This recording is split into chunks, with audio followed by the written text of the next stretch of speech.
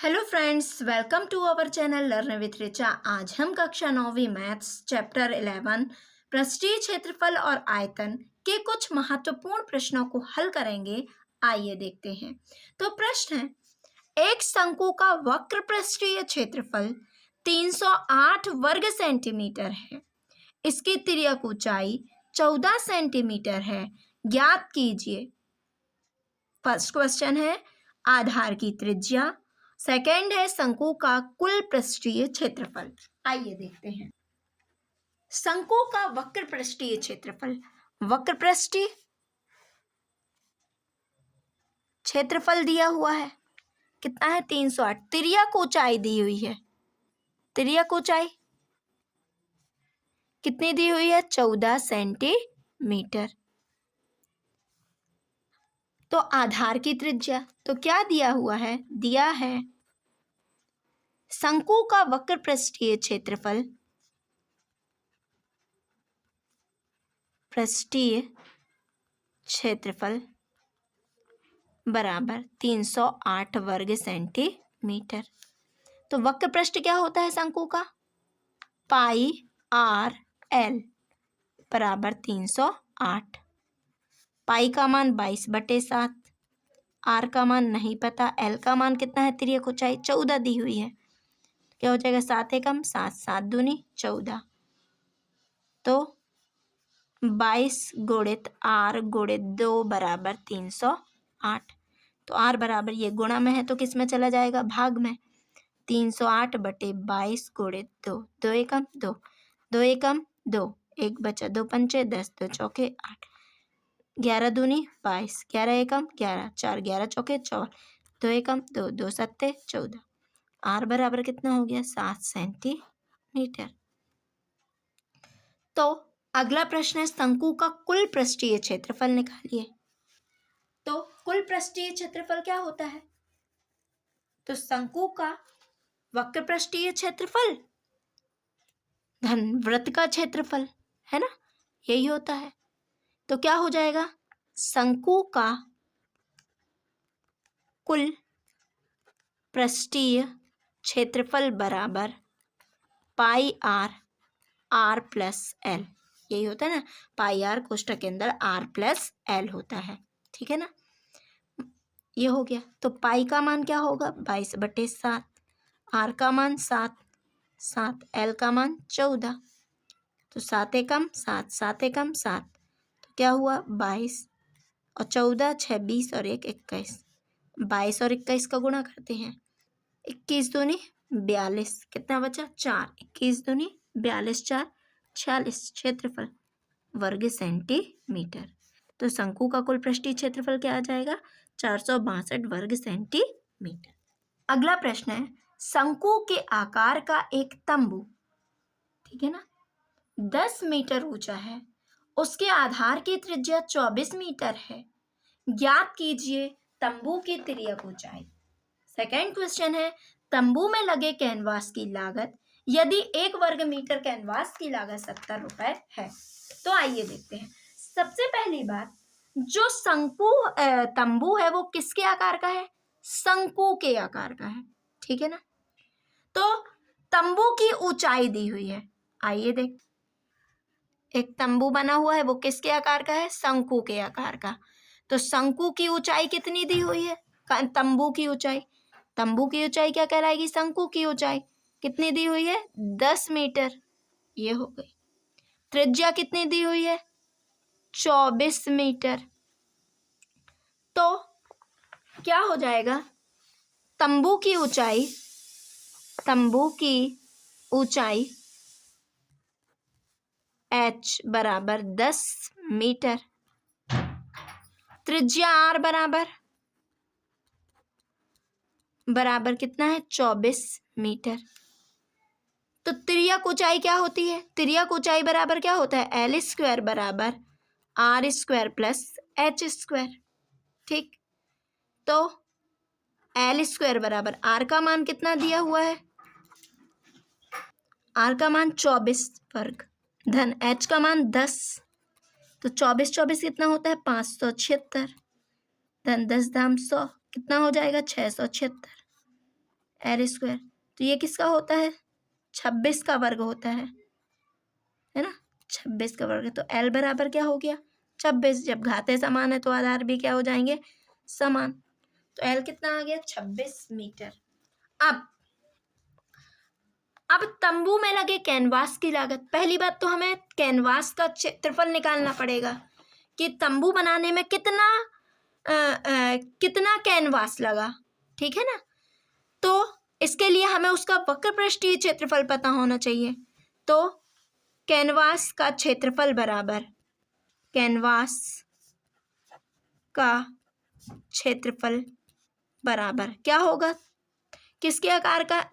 तंबू किसके आकार का है? शंकु के आकार का है ना। तो क्या हो जाएगा इसका क्षेत्रफल? शंकु का वक्र पृष्ठीय क्षेत्रफल क्या होता है? पाई आर एल, ठीक है ना। तो क्या हो जाएगा? पाई का मान 22/7। आर का मान कितना है? आर का मान है 24। एल का मान कितना है? 26। तो ये आ गया कैनवास का क्षेत्रफल, ठीक है ना। 1 वर्ग मीटर कैनवास की लागत कितनी है? 70 रुपए। तो लिखेंगे 1 वर्ग मीटर कैनवास की लागत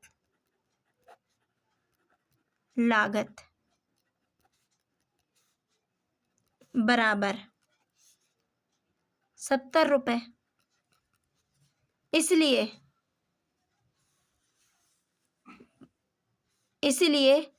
इस पूरे कैनवास की लागत क्या हो जाएगी? 22/7 गुणित 24 गुणित 26 गुणित 70, है ना। इस पूरे कैनवास की लागत। तो ये हो गया 7 एकम 7 7 धाम 70, ठीक।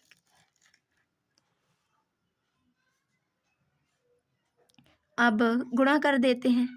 जब गुणा करेंगे 22 गुणित 24 गुणित 26 गुणित 10 का क्या आएगा? 137280 रुपये। मतलब 1,37,280 रुपये, ठीक है ना। 1 वर्ग मीटर की लागत इतनी, तो इसलिए पूरा कैनवास की लागत है ना, पूरा कैनवास कितनी है? इतने कैनवास की लागत, ठीक है ना। पूरे कैनवास को लगाने में लागत कितनी लगेगी? तो ये आ जाएगा। सेंटीमीटर त्रिज्या वाले गोले का पृष्ठीय क्षेत्रफल ज्ञात कीजिए। आइए देखते हैं। त्रिज्या कितनी दी हुई है? गोले की त्रिज्या r बराबर 7 सेंटीमीटर। तो गोले का पृष्ठीय क्षेत्रफल बराबर 4 पाई आर स्क्वायर। तो 4 गुणित 22/7 गुणित 7 का वर्ग। तो 4 गुणित 22/7 गुणित 7 गुणित 7, 7 एकम 7, ये हो गया। तो क्या हो जाएगा? 4 दूनी 8, 4 दूनी 8, 7, 7 8 56, 7 8 56, 4 60 और 1 61 वर्ग सेंटीमीटर। तो ये हो जाएगा, ठीक है ना। अतः गोले का पृष्ठीय क्षेत्रफल 616 वर्ग सेंटीमीटर है। 21 सेंटीमीटर वाले एक अर्धगोले के लिए ज्ञात कीजिए वक्र पृष्ठीय क्षेत्रफल और कुल पृष्ठीय क्षेत्रफल। दी हुई है अर्धगोले की त्रिज्या बराबर 21 सेंटीमीटर। तो वक्र पृष्ठीय क्षेत्रफल अर्धगोले का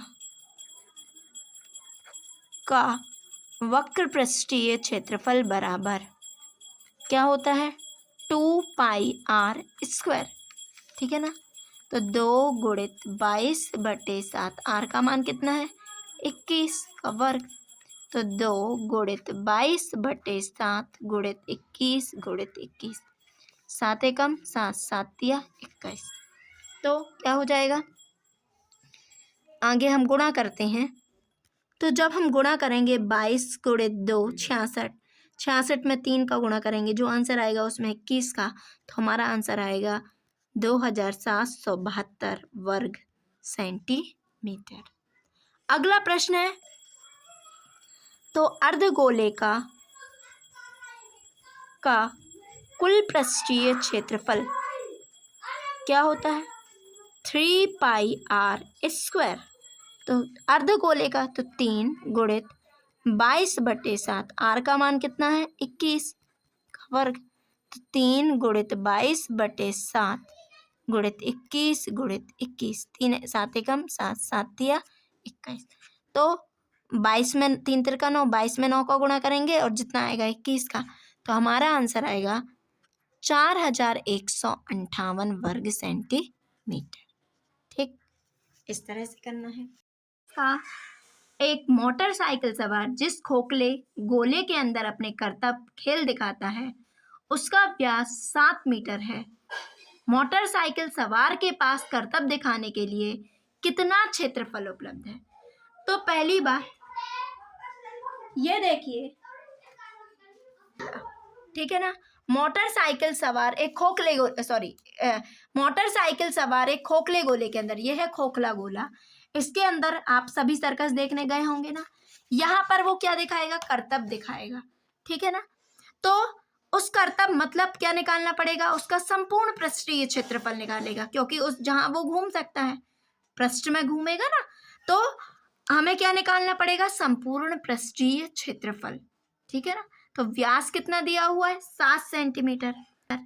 तो गोले का व्यास बराबर खोखले गोले का व्यास बराबर 7 मीटर। अब करतब दिखाने के लिए कितना क्षेत्रफल उपलब्ध है? तो गोले का संपूर्ण पृष्ठीय क्षेत्रफल बराबर 4πr²। ठीक है ना, तो त्रिज्या क्या हो जाए इसकी? 7/2 मीटर। त्रिज्या क्या होती है? व्यास की आधी होती है। तो आइए देखते हैं, 4 गुणित 22/7, आर का मान कितना है? 7/2 का वर्ग, तो 4 गुणित 22/7 गुणित 7/2 गुणित 7/2, 7 एकम 7, 2 एकम 2, 2 दूनी 4, 2 एकम 2, 2 दो एकम 2, तो क्या बचा? 22 गुणित 7, 7 दूनी 14, 1 बचे, 7 दूनी 14 और 1 15 वर्ग मीटर। तो करतब दिखाने के लिए उसे कितना क्षेत्रफल लगेगा? उपलब्ध है 154 वर्ग मीटर। ठीक है ना, निम्न त्रिज्या वाले गोले का पृष्ठीय क्षेत्रफल ज्ञात कीजिए।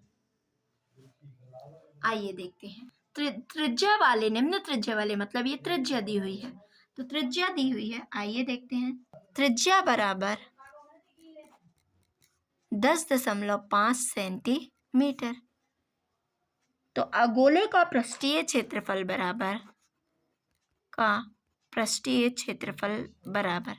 कितना होता है? गोले का पृष्ठीय क्षेत्रफल 4πr²।